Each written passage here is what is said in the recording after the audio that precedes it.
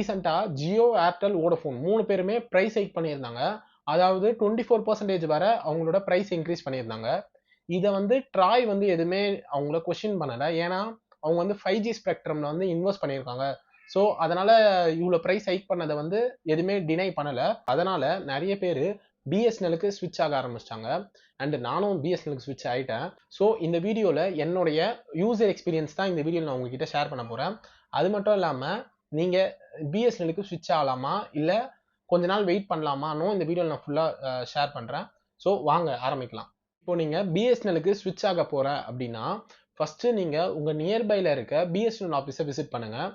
அங்கே போயிட்டு நீங்கள் சேஞ்ச் பண்ண போகிற நம்பர்லேருந்து 1900 என்ற நம்பருக்கு போட்டு உங்கள் ஃபோன் நம்பரை வந்து அதில் என்டர் பண்ணி மெசேஜ் சென்ட் பண்ணீங்கன்னா அவங்க வந்து உங்களுக்கு ஒரு ஓடிபி அனுப்புவாங்க.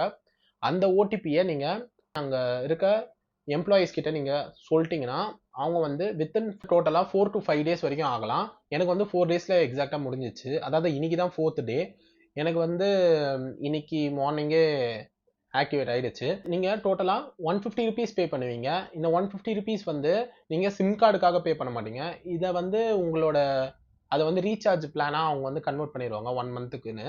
115 இருக்குது, 217 இருக்குது. ஸோ உங்களுக்கு எத்தனை மந்த்ஸ் வேணுமோ அதுக்கேற்ற மாதிரி நீங்கள் ரீசார்ஜ் பண்ணிக்கலாம். இந்த கேப்பில் வந்து நான் சேஞ்ச் பண்ண நம்பரில் வந்து எனக்கு ஃபோன் வந்தது. உங்களுக்கும் வரும் மோஸ்ட்டாக. இப்போ நீங்கள் ஏர்டெல் இருந்தாலும் சரி, ஜியோவில் இருந்தாலும் சரி, வோடஃபோனில் இருந்தாலும் சரி, உங்களுக்கு அதுலேருந்து உங்களுக்கு ஃபோன் பண்ணுவாங்க. அதுக்கு வந்து ஒரு ரீசன் கேட்பாங்க, ஏன் ஸ்விட்ச் ஆனீங்க அப்படின்னு. நான் ப்ரைஸ் சொன்னோன்னே கம்முன்னு வச்சுட்டாங்க ஃபோனை. ஸோ இதுக்கு முன்னாடியும் நான் நிறைய வாட்டி ஸ்விட்ச் பண்ணியிருக்கேன். அப்போல்லாம் வந்து கொஞ்சம் ஆர்கியூ பண்ணுவாங்க, ஏன் ஸ்விட்ச் பண்ணுறீங்க, அந்த மாதிரி நாங்கள் உங்களுக்கு வந்து ஏதாவது ஆஃபர் தரோம் அந்த மாதிரி சொல்லி கொஞ்சம் நம்மளை ஹோல்ட் பண்ண ட்ரை பண்ணுவாங்க. பட் ஆனால் நான் ப்ரைஸை ரீசனாக சொன்னோன்னே அவங்க வந்து எதுவுமே பேசாமல் ஃபோனை கட் பண்ணிட்டாங்க. இங்கே எனக்கு இன்டர்நெட் ஸ்பீட் எப்படி இருக்குன்னு கேட்டோன்னா சிக்னல்லாம் எனக்கு வந்து எந்த இஷ்யூஸும் இல்லை. பட் ஆனால் எனக்கு இன்னும் 4G வரலை என் ஏரியாவுக்கு. நான் வந்து சென்ட்ரல் பார்ட் ஆஃப் சென்னையில் தான் இருக்கேன். ஆனால் எனக்கு இன்னமும் 4G இங்கே கிடைக்கல. பட் இன்னும் சில இடத்துல வந்து ஆக்டிவேட் பண்ணிட்டேன்னு சொன்னாங்க. ஸோ நீங்கள் ஸ்விட்ச் ஆக போகிறீங்க, உங்களுக்கு இன்டர்நெட் ரொம்ப முக்கியம்னா கொஞ்சம் யோசிச்சு உங்கள் நியர்பையில் யாராவது யூசர் இருந்தாங்கன்னா அவங்கக்கிட்ட வந்து எப்படி இருக்குது என்ன ஏதுன்னு ஃபீட்பேக் வாங்கிட்டு அதுக்கப்புறமா ஸ்விட்ச் ஆகிறது நான் ப்ரிஃபர் பண்ணுவேன். எனக்கு 3G வரைக்கும் தான் இங்கே நெட்ஒர்க் வருது. அதுவும் 3G ஸ்பீடு வந்து அரௌண்டு 4 to 5 Mbps ஸ்பீடு வரைக்கும் வந்தது. இருந்தாலுமே யூடியூப்பில் ஸ்க்ரோல் பண்ணும்போது எனக்கு ரியல் டைமில் லோட் ஆச்சு. எனக்கு அந்த இதில் எதுவுமே பஃபர் ஆகலை. அண்ட் இதுவே 480p 240pல வீடியோ ப்ளே பண்ணாலுமே எனக்கு பெருசாக பஃபர் ஆகலை. பட் ஆனால் 1080pக்கு மேலே ப்ளே பண்ணால் அப்பப்போ பஃபர் ஆக தான் செய்யுது. நான் வந்து என்னோட செகண்டரி சிம்மை தான் ஸ்விட்ச் பண்ணியிருக்கேன். இங்கே வந்து எனக்கு பெருசாக டேட்டா வந்து தேவைப்படல. ஸோ எனக்கு வந்து இது மோஸ்ட்டாக காலுக்காக தான் நான் இந்த சிம் யூஸ் பண்ணுவேன். ஸோ அந்த மைண்ட் செட்டில் நான் இதை வந்து ஸ்விட்ச் பண்ணேன். இங்கே அட்ஜஸ்ட் பண்ணிப்பீங்க அப்படின்னா ஸ்விட்ச் ஆகிறதுல எந்த இஷ்யூஸும் இல்லை. அண்ட் இன்னொன்றும் திங்க் பண்ணிக்கோங்க, இப்போது எனக்கு நடந்த இன்சிடெண்ட்டே இது. இப்போது இங்கே சென்னையில் லாஸ்ட் இயர் வந்த ஃப்ளட்டில் ஜியோ, ஏர்டெல் எல்லாமே வந்து நெட்ஒர்க் எனக்கு ஒர்க் ஆகலை.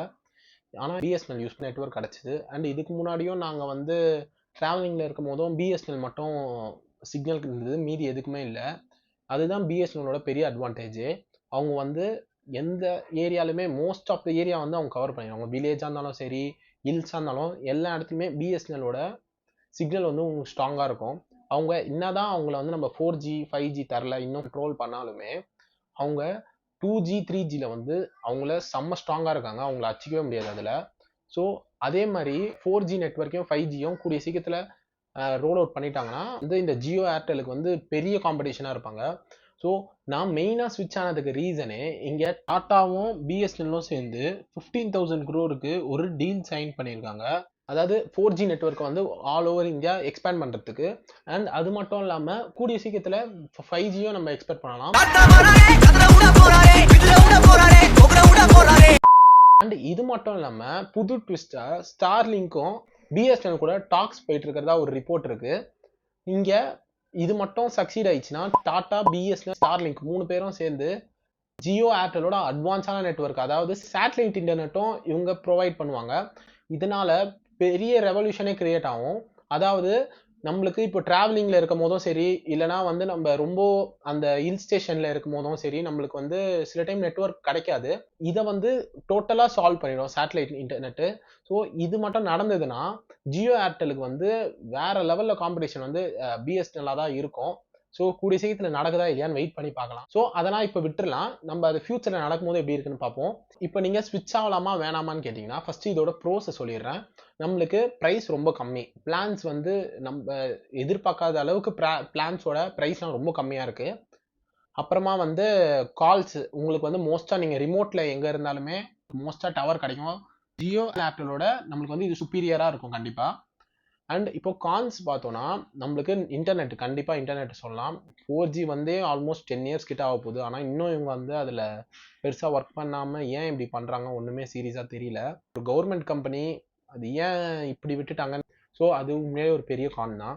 ஸோ இதனால நீங்க ஸ்விட்ச் பண்ணலாமா வேணாமான்னு கேட்டீங்கன்னா, இப்போ நீங்க வந்து வீட்ல வைஃபை வச்சிருக்கீங்க ஆர் செகண்டரி சிம்ல வந்து நீங்க லைக் ஜஸ்ட் ஃபார் ஆக்டிவேஷனுக்காக அந்த நம்பர் போகக்கூடாதுன்னு வச்சிருக்கீங்க. அந்த மாதிரி இருக்கும்போது நீங்க வந்து தாராளமா ஸ்விட்ச் பண்ணிக்கலாம். கண்டிப்பா நெட்வொர்க் நல்லா இருக்கு. ஆனா என் ஏரியால நல்லா இருக்கு. உங்க ஏரியால நீங்க விசாரிச்சு அதுக்கப்புறமா டிசைட் பண்ணிக்கோங்க. உங்களுக்கு கண்டிப்பா மொபைல் நெட்வொர்க்லாம் கண்டிப்பா மெயினா வேணும் அப்படின்னா மட்டும் கொஞ்ச நாள் வெயிட் பண்ணுங்க. இது எப்படி போகுது, இந்த டாடா அண்ட் பிஎஸ்என்எலோட டீல் எப்படி போகுது, அவங்க 4G வந்து சீக்கிரமா எக்ஸ்பேண்ட் பண்றாங்களா இல்லையான்னு பார்த்துட்டு அதுக்கப்புறமா நீங்க வந்து போர்ட் பண்ணலாமா வேணாமான்னு அப்புறமா டிசைட் எடுத்துக்கோங்க. இதுதான் என்னுடைய ஃபீட்பேக். ஸோ அவ்வளோதான் கைஸ் வீடியோ. வீடியோ பிடிச்சிருந்தா லைக் பண்ணுங்க, நம்ம சேனலை சப்ஸ்கிரைப் பண்ணுங்க. கூடிய சீக்கிரத்தில் நான் உங்களை இன்னொரு வீடியோவில் வந்து பார்க்குறேன். Bye guys.